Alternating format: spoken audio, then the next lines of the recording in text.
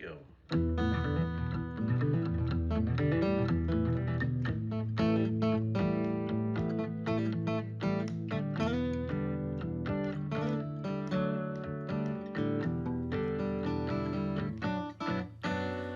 It's Sunday night, July 16, 2023. Glad to have you with us tonight on another Sunday night video. Some really good news. I think since last Sunday night, we've only had one general aviation fatal. We're going to get to all that. This is a cram-packed video. This has probably got the most content in it that I have ever done. It is a monster to assemble and edit and get up and on the air. But some really good news contained in this one. I'm going to tell you all about it. It steps through the segments here. I'm going to go as fast as I can. But before I do that, I want to tell you that just a week ago, this girl walked up to me and she wanted to know if I played any music. And I said, well, yes, I play a little banjo. Sorry. The videos here are meant to be with a theme of AQP, saving lives. I want you to stay alive in your airplane. I'm not monetized, and I'm going to talk about that in a little bit. But before I do that, I got some really good news. Dylan soloed his little airplane last night. He's going to put that video and his footage up on his YouTube channel. I'll give you a quick picture of what that looks like right there. I think he's just going to play the uncut video of that. We rigged up 2 GoPro cameras, only one worked, but we got the audio, and I think it's a pretty clean video. But letting your kids solo is a big deal, especially for us. You know our situation. We cannot afford another loss in our family. It's a big deal. I can tell you that Dylan was completely prepared. It was his second solo. He soloed in a 150 7 years ago and hasn't touched it since. So now he's in a Piper instead of a Cessna. Still a big deal. And I want you to know that because of this channel, I want you to be able to watch the entire thing without any ads. So my theme is from now on not to take any other people's music or do covers of other tunes. I think I'm going to start just writing music. And for last night's situation, I heard this tune in my head. I haven't exactly finished it, but I'm going to put it down here on top of this. It has to do with the story. I think I'm going to finish writing the song. You get to hear it first. I've only got a little bit of it done, but here's the tune, and here's how it works. It has to do with letting your own kid fly solo.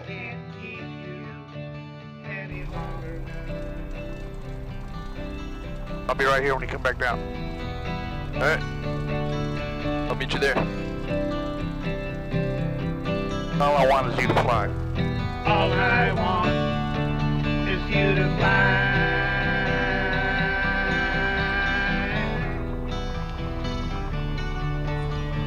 Okay, we're looking for speed, we're looking for oil pressure, we're looking for fuel pressure.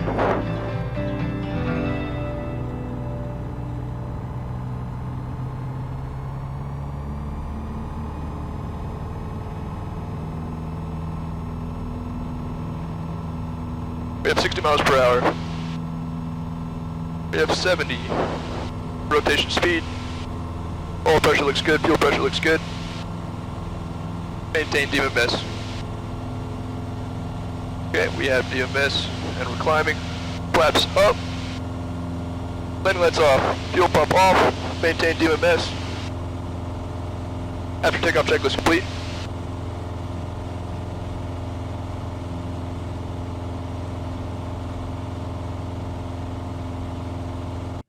Now, I've got to cut to a couple other videos here. Last week, Dylan and I went down to Gulf Shores, Alabama, and we spoke at an event down there. We got invited down by a very nice guy who's a veterinarian. I didn't know anybody. I met some people, and you know, every time I go out on the road, I always meet people that end up becoming lifelong friends.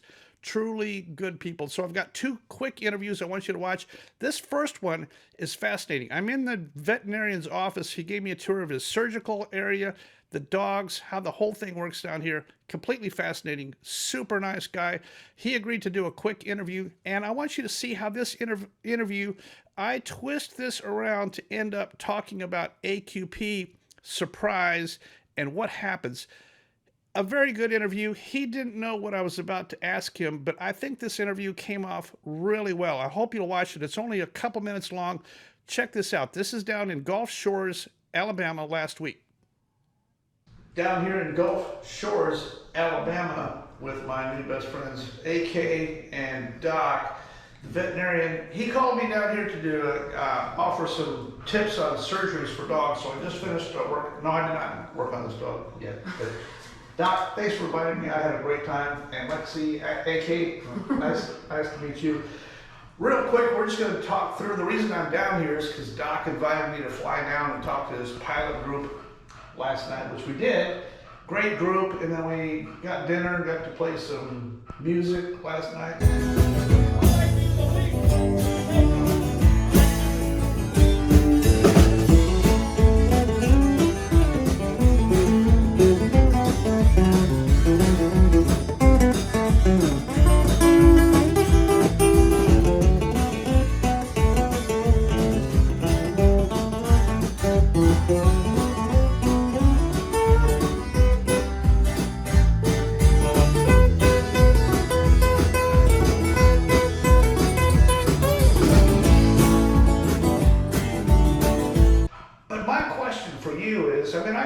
Country doing stuff like that all the time.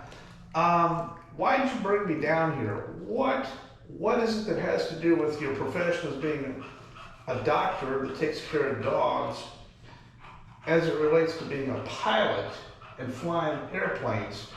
There's some parallels there. What is it that what were you trying to accomplish in bringing me down here? What's the whole thing here? Well, I think initially I was turned on with the AQP series and just trying to make, or for myself really, just trying to become a safer pilot.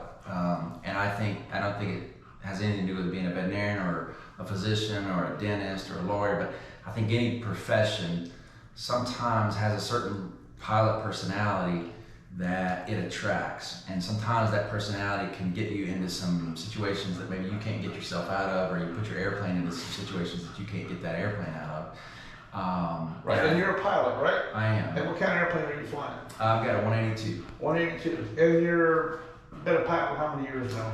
I've been a pilot about 7 years now. Okay, good. So you're not super experienced, but you're pretty experienced. Yeah, no, I mean, you're exactly right. I'm trying to constantly be learning. I'm probably at about the 800-hour mark right now, but again, it's just about trying to be a safer pilot and trying to help others be safer pilots. Right, and when you do surgeries on animals, aren't there certain scenarios in the surgical room of things that can go wrong that you've seen before, that you can react more quickly because you know what that scenario is, and you don't have to stop and go to Google and figure it out because you've already seen that scenario, right? Yeah, I mean, certainly the experience, I've been a veterinarian now 22 years, and certainly the experience of being a veterinarian for that length of time lends itself to some opportunities and to learn from some experiences and mistakes, so that when you have those times where you're going to have complications, you already sort of know how to handle it. And I think that parallels into being a pilot, that if you're not constantly training and preparing right for those complications, once that happens, your body's just going to react, and maybe it works in the correct fashion and maybe it doesn't. But if you don't constantly prepare for sort of worst case scenarios, right, you're just putting yourself in jeopardy. What's the odds that in the surgical room working on this dog during surgery that you could ever be surprised by something happen that you've never seen before? At this point, after 22 years? That would be unusual. Very unusual. I mean, I'm learning every day. I mean, even being a pilot or even being a veterinarian. And there are times where I run across things that I haven't seen before, but that's unusual just because of the experience that you have. How about what are the odds of being in the surgical room working on this dog and you encounter a scenario so shocking that your brain shuts down and you're unable to function? What's the odds of that happening? Well, that would be zero. Zero. Yeah. Because you've been doing it this long, you do it every day, you've seen every scenario. Now with this blood vessel rupture thing and the squirt blood, it's easy and you don't freak out, right? Right. So what are the odds that something could happen to you in your airplane while you're flying? A surprise scenario so shocking that you've never seen that could cause you to either do the wrong thing or do nothing at all. What are the odds of that happening? Well, they're certainly higher than in the veterinary medicine world because, like you said before, I'm a relatively inexperienced pilot, and that's just where the training comes in. That's where trying to go through the AQP series. That's where trying to learn, minimum maneuvering speeds of your airplane and how to not put yourselves in positions that you can't come back from. The big takeaway here is it's not training; it's conditioning. I want to condition you to do the proper thing in a timely manner, at the right time, at the right place. Training gets you initial start on it. Conditioning gives you the reflex to understand exactly what the abnormal is at the instant it occurs, and there's no delay. You do the correct response in a timely manner, just like working on this dog. Do the correct thing right now, and you're going to be okay. That's the parallel I'm going for. I 100% agree. You're gonna drop in a stressful situation. Everybody's gonna drop to their lowest level of training. And so if you've not been put in these kinds of situations, or you've not gotten out with your instructor in practice situations, you're just gonna have a moment of weakness, and your brain's gonna shut down, and you're gonna panic. Right, and you've got yourself at the point now in doctoring and surgical and cutting these things open.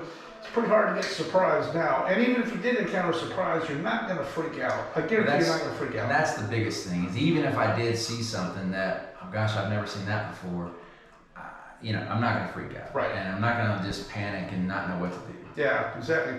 So the cool thing about getting to travel around and meeting cool people like this, and I get to I got a free dog out of the deal here, right? No. Is finding new friends like this. We stayed at his place. Me and Dylan normally spend the night on a piece of concrete with a sleeping bag someplace, but we were in Doc's condo last night, totally comfortable.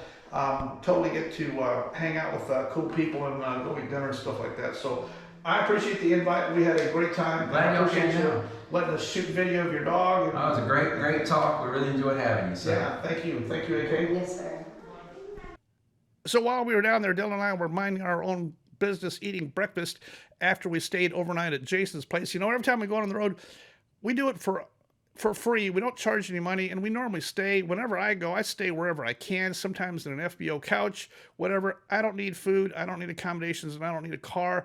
Whatever we can do to get the job done. I don't want your money, and I don't want you to spend crazy money on having us in there. If we can come in, speak to your group and help you, I'm all about it. If you'd like me to come and speak to your group or your something, I'd be happy to do it. While we were down there, we were eating breakfast, minding our own business, and we got this crazy text from this couple in Louisiana. They wanted to come and meet us. Apparently, they had already arranged to fly their airplane from wherever they live down to Gulf Shores, and they were at the FBO when they finally arranged text communication with me. So I told them where we were, and they jumped in a car and drove over and ate breakfast with us at this little place in Gulf Shores, which is totally cool. I got to know them a little bit, and Rusty, the guy here, he's a chopper pilot, flies chopper loads back and forth to the Gulf. Some fascinating stuff. We got to talk about helicopters, turbine helicopter operations, and how all that stuff works. I'm going to include just a little bit of that interview, but the main thing I want you to know is that I'm wearing yellow and using their coffee cup. They have a fantastic nonprofit that they're doing, hauling cancer patients around the country for free. So I looked into their deal. They're completely legit, and they gave me a shirt here. They did not ask me to do this video or talk about their organization, but they're completely legit. They're helping people. I'm happy to drink coffee out of their mug and tell you, here's their website. If you can support them in any way, or a word of encouragement for what they're trying to do, they've got 2 airplanes that they're using to volunteer, fly people around to get to the cancer treatment centers where all that stuff can be done. So it's a fantastic operation. Let's take a quick look at just a few minutes of video, and then we'll get on to the accident stuff. This is interesting. This is me. This is part of my show, so just suffer through it. Here's me and Rusty down in Gulf Shores, Alabama last week. Well, I'm down here with knucklehead number 2. I encountered today a Rusty pilot. And you are Rusty. I am Rusty. I'm glad to meet up with you here today. These guys, him and his wife, they flew in because they found out we were here, so we got to eat breakfast with them. And I appreciate you coming to hunt us down here. The cool thing about Rusty is they got a couple things going on, but Rusty is a turbine Gulf Shore helicopter pilot that goes out to the rig. So tell me what you do for a job every day. Where do you take your turbine helicopter? What we do is we get gentlemen show up for work in the morning. About 5 o'clock, we depart, fly south into the Gulf of Mexico, bring them to the oil rigs and the platforms, let them do their job, drop them off, bring the other crew that's changing, going home for the week or 2 weeks, and we'll bring them back to the base and let them off. And you gave me a statistic this morning. You said that there's approximately how many people out there in the Gulf of Mexico every day? How many people are living on a rig in the Gulf right now, approximately? Well, across the Gulf, it used to be about 4,000 to 5,000 people were out there with 24/7 operation, and it depends on how big or small the platform is with the amount of people that work on it. There's like 4,000 or 5,000 people out in the Gulf of Mexico on an oil rig every day. It's like a small city. They're spread around out there. We want to talk a little bit more about a couple things that you're doing with this particular airplane. You're hauling some people around in addition to your job, going out to the rigs and back and forth, which I find fascinating. You're using this airplane for what? Tell me what you're doing with this airplane. Well, with the training I received from the Army and then flying offshore in the Gulf, transitioned into flying fixed-wing helicopters, airplanes, and now what we do is we carry cancer patients to treatment at no charge to the families. We pick them up in the local airports that are by their homes, and make it as convenient for them as possible, and take them to St. Jude or MD Anderson. I appreciate that. You're a non-profit organization. You got this card that you gave it. This is a raffle going on. You might check into it. It's $100 and you get a chance in 2 different airplanes, which I think is a pretty cool deal. So it's Flying Wings of Louisiana.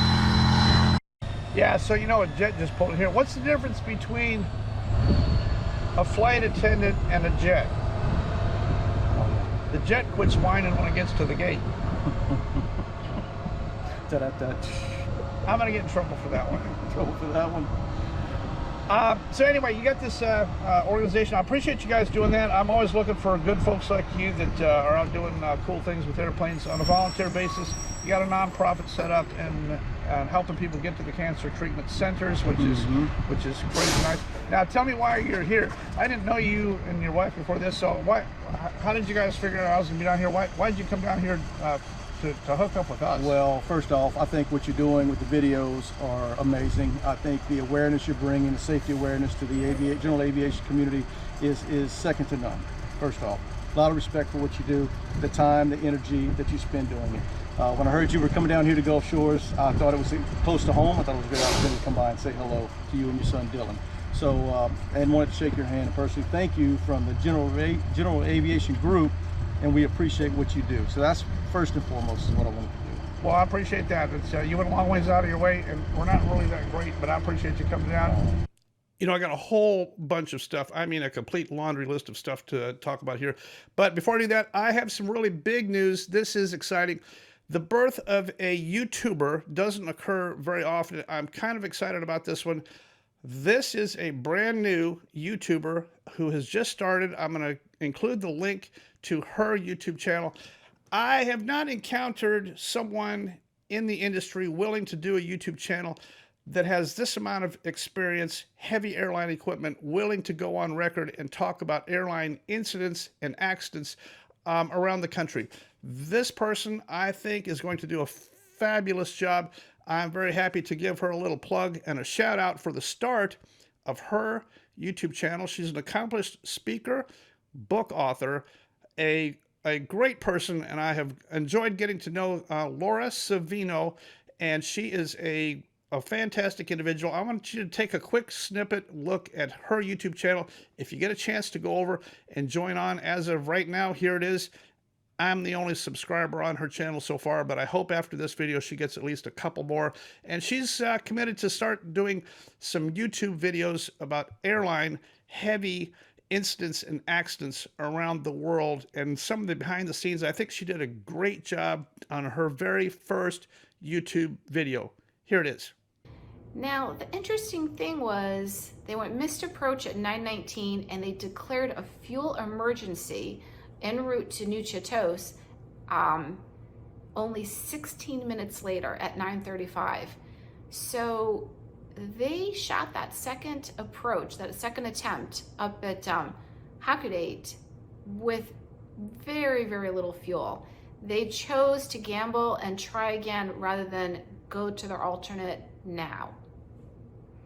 Okay, all right, that didn't exactly work out for them.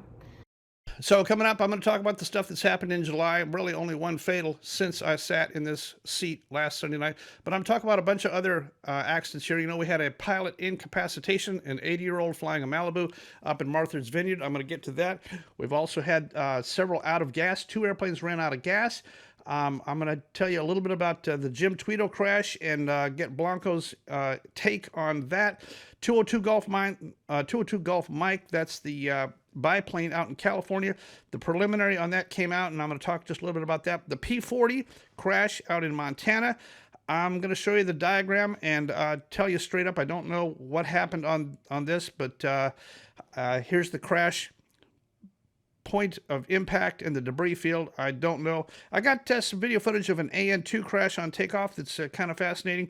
November 4922 Gulf. I talked about that a little bit. That's the 172 that crashed in California. I got a lot more information on that now. I'm going to clarify that. November 3307 Echo, that's the airplane that ended up straight down under the roof. I'm going to tell you a little bit about that.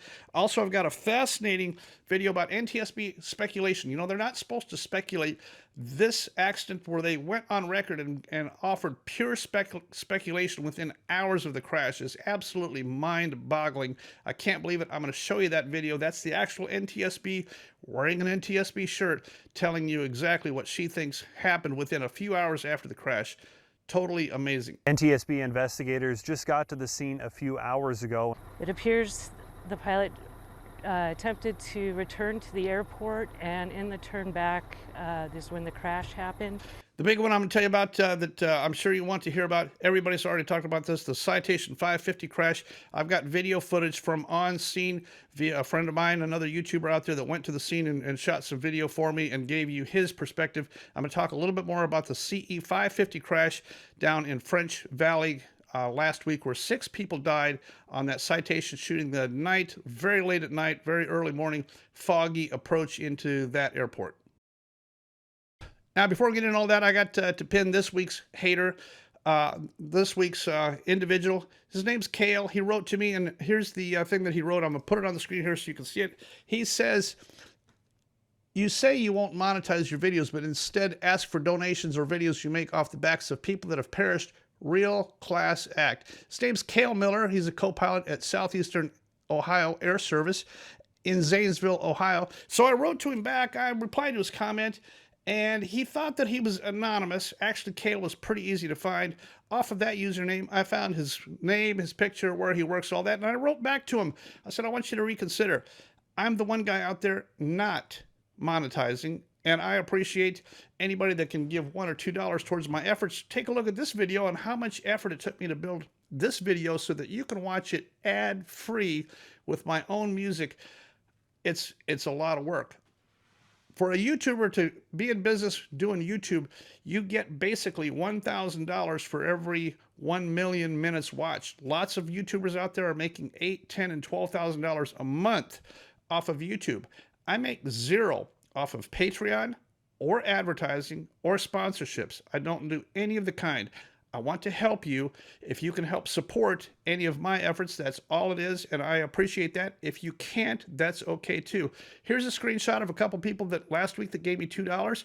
I tell people I'm 100 error. That's fine. I'm taking in whatever I can to help support my efforts, and that's all good. All right, so let's just jump in with this NTSB thing. November 703 Zulu out in Idaho. This is Cessna 180. This guy made a takeoff, engine sputtering, black smoke. I'm going to show you the path here. He just took off, and this is as far as he made it. This is a loss of thrust on takeoff. He stalled it, and he spun it.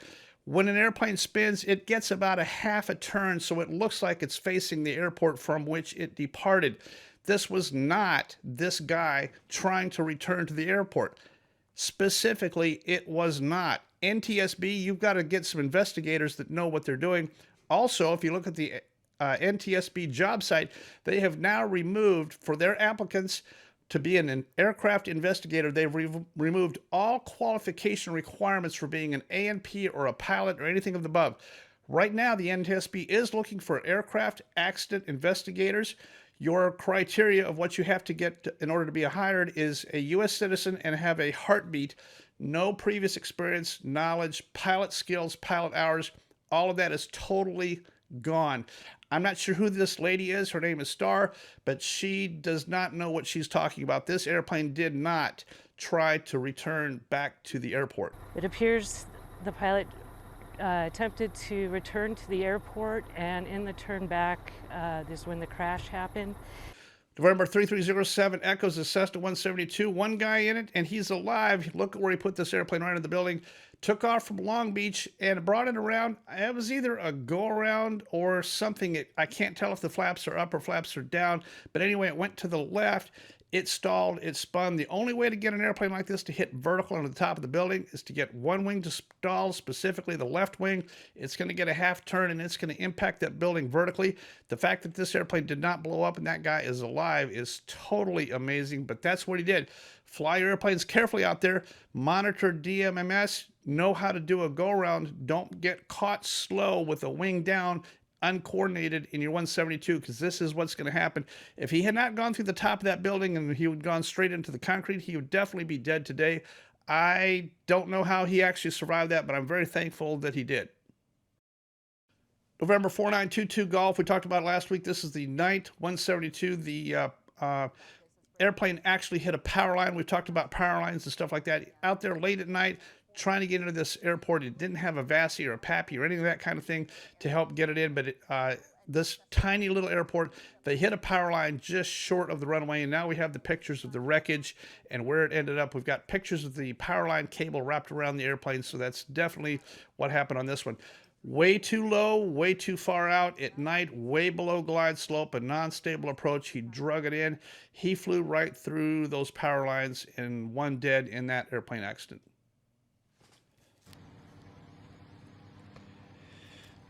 Here's an interesting video of an AN2. Watch this thing on takeoff here. This thing is taken off.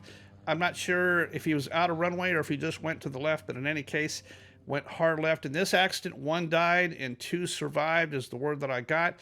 But terrible, terrible crash. This one actually was in Europe someplace. I don't have very much information on where this was. I just thought it was an interesting video where you can watch an airplane actually crash right into the trees. You can see what happens if you don't do proper planning here.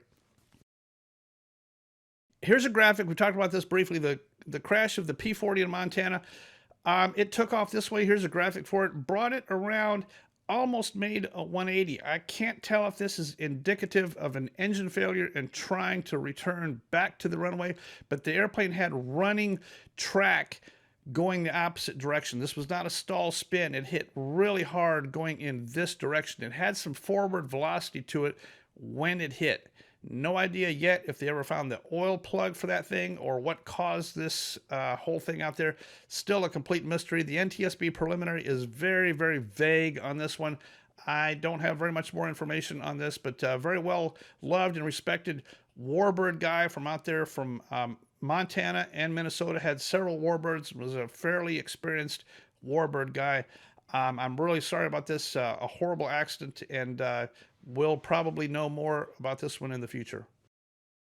This Malibu, up in New England here, an 80-year-old pilot with a 76-year-old female co-pilot, he conks out in flight. She actually landed the airplane gear up at Martha's Vineyard. I think she did a really nice job. I'm not sure what her experience level was, but she did the right thing, going flaps down and gear up into this field. It slid to a stop in no time. She was fine. The guy is still alive, as the last I've heard. I don't have his name, but they said he was 80 years old, had a medical incapacitation in flight. She landed the airplane from the right seat. Gold star for her. She put the thing down, and I think that's really good. If you wives and girlfriends are out there flying around, you ought to at least know the basics on how to land the airplane if it comes your time to shine, so that you don't end up dying. The airplane is very easy to land. If you can drive a car, you can probably figure out how to land an airplane. Any field, any open area, keep the speed okay, slide it into a stop and open the door. You'll be just fine. It's not that hard. It's so simple that even I can do it. So get a little bit of training, get a little bit of practice every time you fly. Ask about it. Ask to get a landing or something from the right seat and go through some of this kind of stuff. It may help you out like it did her in this case. Now here's an interesting one. This is a 172 up in Minnesota. This cockpit video and audio and all this kind of stuff comes from VAS Aviation. A big shout out to VAS over there in Spain, who does all this kind of stuff.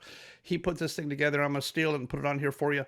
I want you to listen to what this guy said about declaring an emergency and how much paperwork is going to be required.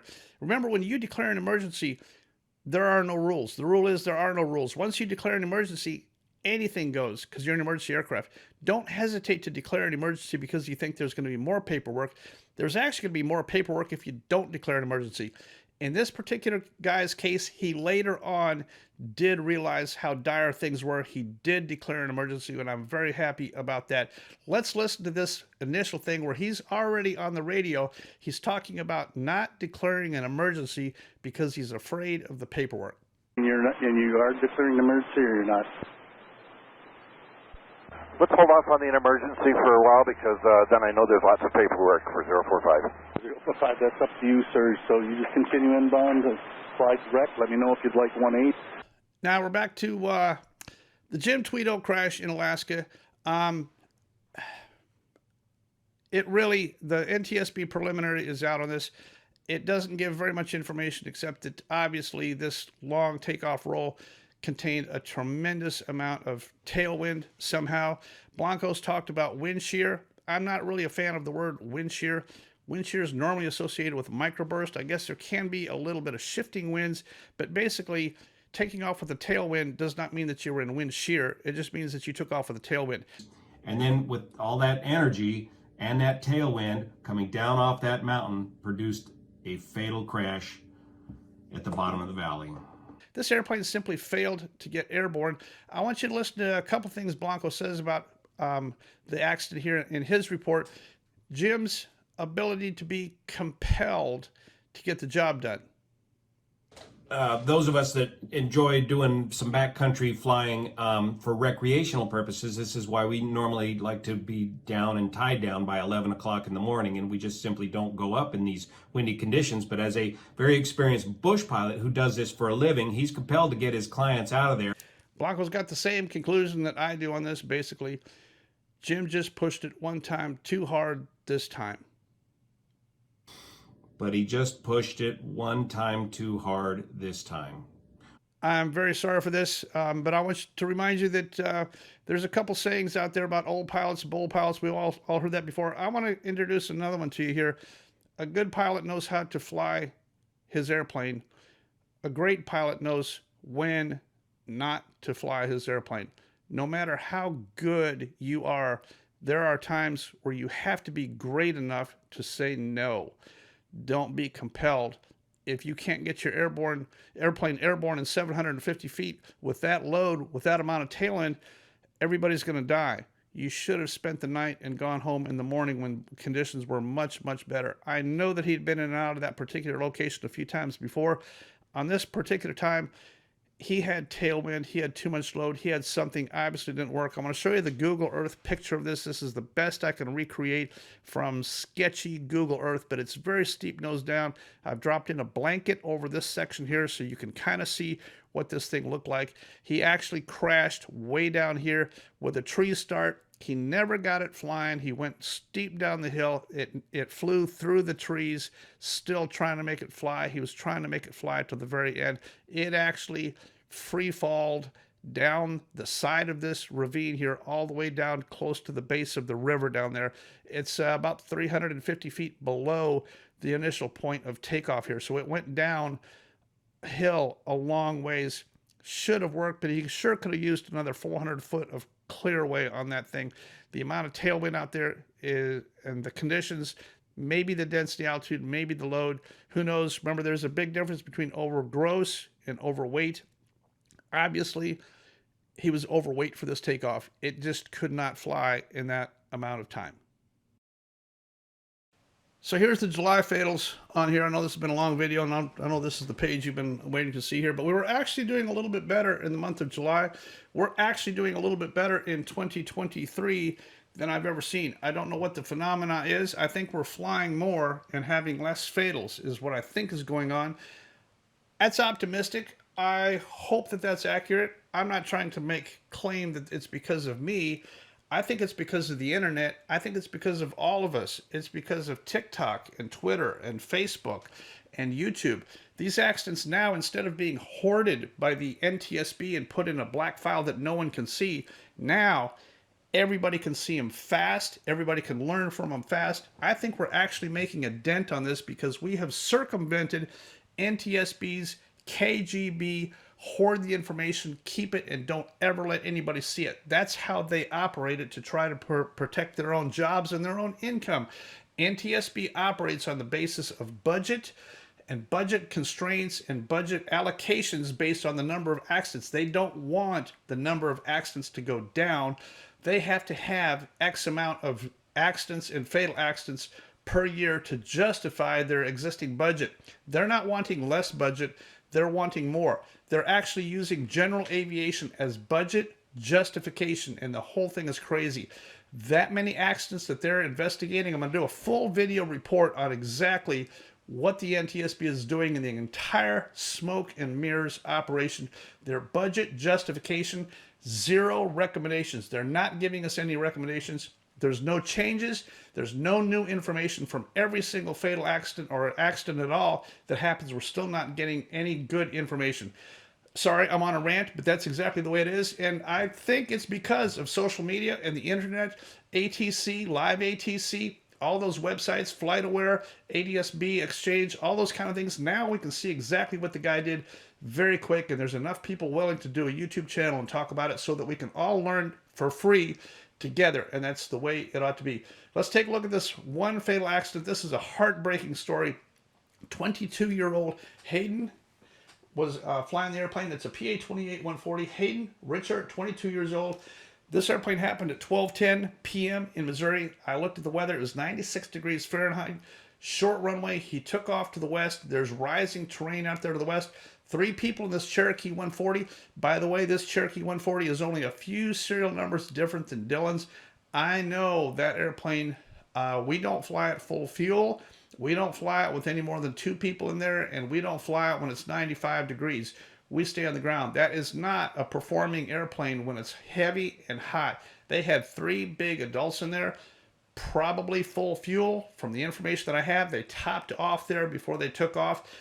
Where's the wreckage found? It's just off the end. Somebody should have told them, don't do this. You're overloaded. I think that they were probably either at or over gross weight. I think that the density altitude was crazy. That airplane simply would not fly. If there was anybody on the ground that could have stopped them and said, hey, this probably is not a good idea, all 3 of you guys, take the time to help your brother or sister out there. If you see one of these situations unfolding, maybe a new pilot, this kid was only 22 years old, maybe you could offer a word of encouragement, say, I don't know what you're thinking here, but this airport, this runway, under these conditions, with a full tank of gas, and you 3 people in this Cherokee 140, does not seem like a great idea to me. Please reconsider. You can do that politely and help each other out. Don't encourage people to go jump in an overloaded airplane and go make a takeoff, because that's exactly what's going to happen. You're going to end up about a half mile off the end of the runway, and that's as far as they're going to get.